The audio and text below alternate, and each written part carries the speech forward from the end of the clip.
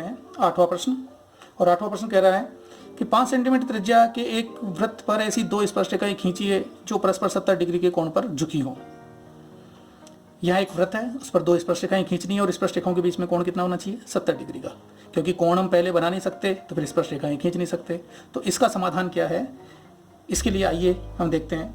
हम जानते हैं कि जब दो स्पर्श रेखाएं वृत्त को स्पर्श करती है, वृत्त को स्पर्श करती है, तो दोनों स्पर्श बिंदु, जो दोनों स्पर्श बिंदु हैं, दोनों स्पर्श बिंदु,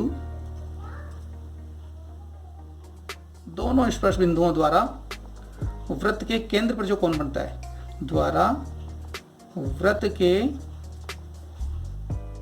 केंद्र पर बना कोण, केंद्र पर बना कोण और स्पर्श रेखाओं के मध्य बना कोण, और स्पर्श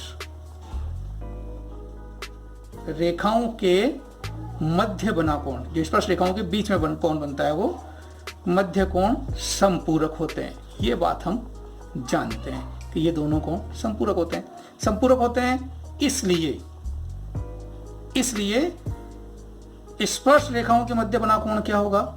स्पर्श रेखाओं के मध्य बना कोण, स्पर्श रेखाओं के मध्य बना कोण बराबर, सॉरी स्पर्श रेखाओं के मध्य नहीं, केंद्र पर बना कोण। तो वृत्त के केंद्र पर बना कोण कैसे आएगा? पेन नहीं चल रहा है। वृत्त के केंद्र पर बना कोण क्या होगा? क्योंकि दोनों कोणों का योग 180 डिग्री है, तो 180 डिग्री में से अगर मैं स्पर्श रेखाओं के मध्य बने कोण को घटा दूं तो मेरे पास किसका मान आ जाएगा? वृत्त के केंद्र पर बने कोण का।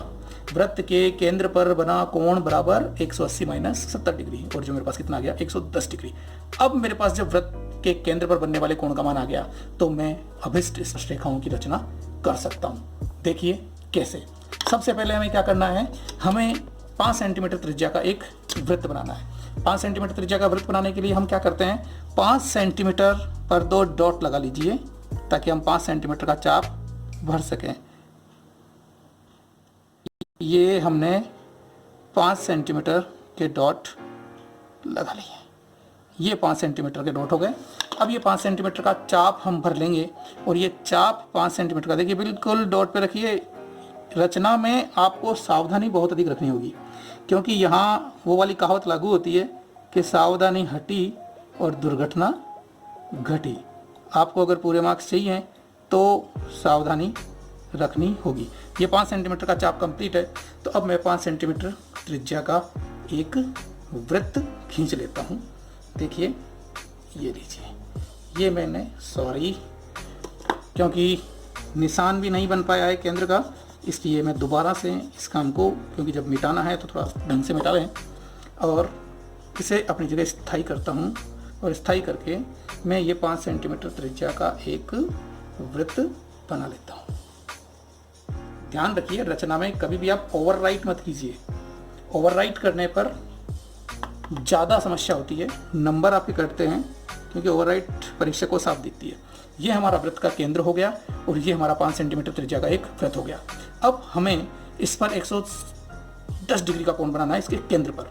तो एक रेखा कोई सी भी खींच लेता हूँ और उस पर मैं 110 डिग्री का कोण बनाऊंगा। तो साहब मैंने ये रेखा खींच ली, ये लीजिए, एक रेखा मैंने ये खींच ली।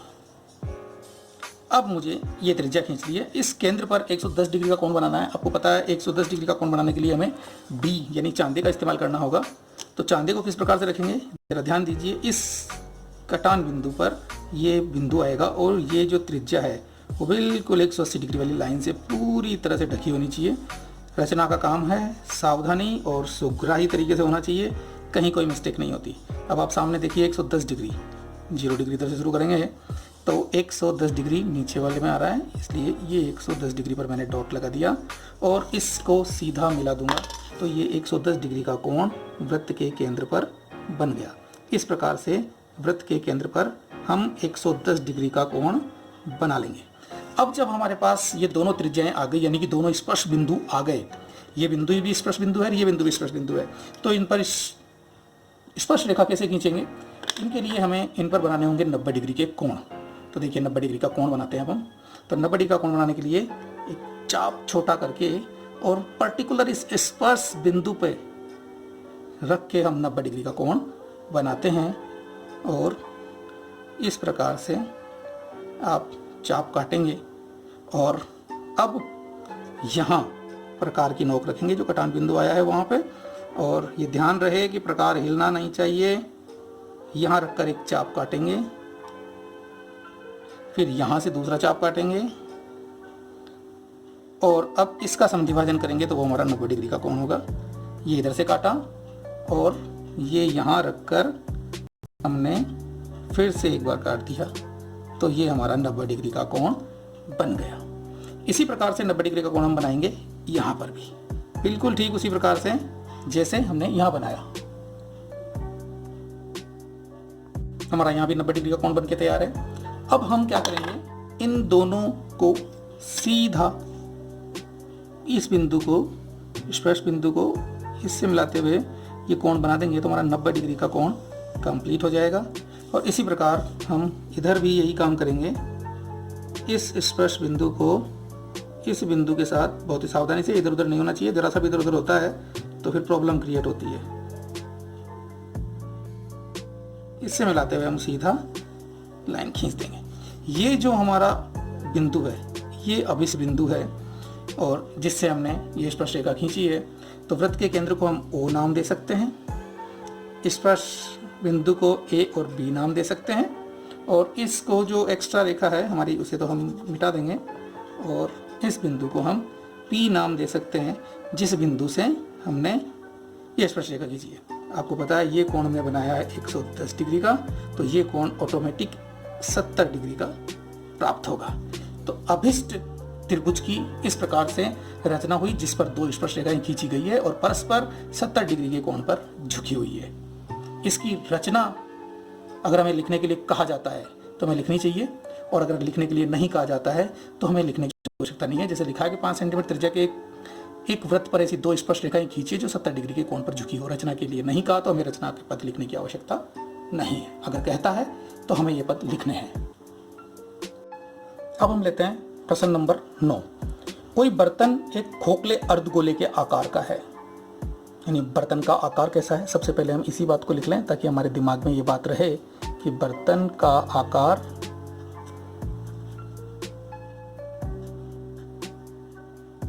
खोखला अर्धगोला है। क्या है? खोखला अर्धगोला। अर्धगोला। कोई भी सवाल ऐसा करते हैं तो उसमें ये आकार का ध्यान रखना बहुत आवश्यक है। अर्धगोलाकार ये बर्तन हमारे पास है। अर्धगोले का व्यास आपको दिया हुआ है, तो साहब हम यहाँ पर लिख सकते हैं बर्तन का व्यास। और बर्तन का व्यास हमें कितना दिया है यहाँ पर? 14 सेंटीमीटर। बर्तन का व्यास 14 सेंटीमीटर दिया हुआ है, तो हम इससे त्रिज्या निकाल सकते हैं, और त्रिज्या आपको पता है व्यास की आधी होती है। 14 में 2 का भाग दिया तो हमारे पास कितनी आ गई त्रिज्या? 7 सेंटीमीटर। अब ये कह रहा है इस बर्तन का आंतरिक पृष्ठीय क्षेत्रफल ज्ञात कीजिए। तो अर्धगोलाकार बर्तन का आंतरिक पृष्ठीय क्षेत्रफल क्या होगा, ये आप मुझे बताइए। सूत्र याद कीजिए। अर्धगोलाकार बर्तन का आंतरिक पृष्ठीय क्षेत्रफल क्या होता है? याद आया? नहीं आया? अगर याद आ गया तो बहुत अच्छी बात, नहीं आया तो लीजिए मैं बता देता हूँ। पूरे गोले का होता है 4πr², तो अर्धगोले का हो गया 2πr²। क्योंकि अर्धगोलाकार कुकला अर्धगोलाकार बर्तन है, इसलिए इसका आंतरिक वक्र पृष्ठ का क्षेत्रफल कितना हुआ? 2πr²। अब हम यहाँ मान रख देंगे। 2 की जगह 2 है, पाई की जगह 22/7 है, और r² की जगह 7 × 7। एक साथ से एक साथ कट गया तो हमारे पास कितना बचा? आप मल्टीप्लाई कर लीजिए। 22 × 2 44, और जब 44 को हम 7 से मल्टीप्लाई करेंगे तो कितना आएगा? बताइए बताइए। 308 सेंटीमीटर चल रहा है, इसलिए सेंटीमीटर स्क्वायर। ये हमारा आंसर आ गया। तो ये हमारा प्रश्न समाप्त हुआ। अब हम लेते हैं प्रश्न नंबर 10 को। देखिए बहुत ही आसान प्रश्न था। अब प्रश्न 10 लेते हैं, जिसका हम लेते हैं हल। तो हल 10। अब 10 में क्या कह रहा है, एक सिक्के को एक बार उछाला जाता है, इसके पट नहीं आने की प्रायिकता ज्ञात कीजिए। देखो एक सिक्के को एक बार उछाला जाता है तो क्या घटनाएं घटित होती है। तो हम लिखते हैं एक सिक्के को एक बार उछालने पर प्राप्त परिणाम क्या होते हैं। प्राप्त परिणाम कौन से होते हैं वो हम लिख देंगे। तो प्राप्त परिणाम कौन से होते हैं, एक सिक्के को एक बार उछालने पर हेड आता है और टेल आता है, यानी केवल 2 परिणाम होते हैं। तो कुल परिणामों की संख्या कितनी हो गई, 2। अब हमें प्रायिकता ज्ञात करनी है, पट नहीं आने की प्रायिकता। तो प्रायिकता पट नहीं आना, प्रायिकता पट नहीं आना। पट नहीं आने की प्रायिकता क्या होगी, हम सूत्र लिखेंगे। सूत्र क्या होता है, अनुकूल परिणामों की संख्या। अनुकूल सूत्र हमेशा आप पूरा लिखिए, अधूरा लिखते हैं ज़्यादातर बच्चे। अनुकूल परिणामों की संख्या, क्योंकि छोटा सा सवाल है और नंबर अच्छे मिलते हैं, तो कम से कम सूत्र तो पूरा लिखिए। और नीचे क्या आता है, कुल संभव परिणामों की संख्या। याद रखिएगा, ऊपर कौन और नीचे कौन। अब आप मान रख दीजिए कुल अनुकूल परिणाम। अनुकूल परिणाम कौन से, पट नहीं आने के अनुकूल परिणाम। अरे सिक्के पर या तो चित्त होता है या पट होता है, अगर पट नहीं आएगा तो फिर क्या आएगा, हेड। यानी अनुकूल परिणाम कितना हुआ, 1। यानी पट नहीं आने के अनुकूल परिणामों की संख्या कितनी है, 1। और कुल परिणाम कितने हैं, केवल 2 परिणाम है, तो 1/2। यही हमारी प्रायिकता है।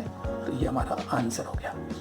इस प्रकार हमारा ये स्माइल पेपर 7 अब कंप्लीट होता है। अगर आपको वीडियो पसंद आया है, हल आपके समझ में आए हैं, तो प्लीज़ लाइक कीजिए, शेयर कीजिए और सब्सक्राइब कीजिए और प्रेस कीजिए बेल आइकन।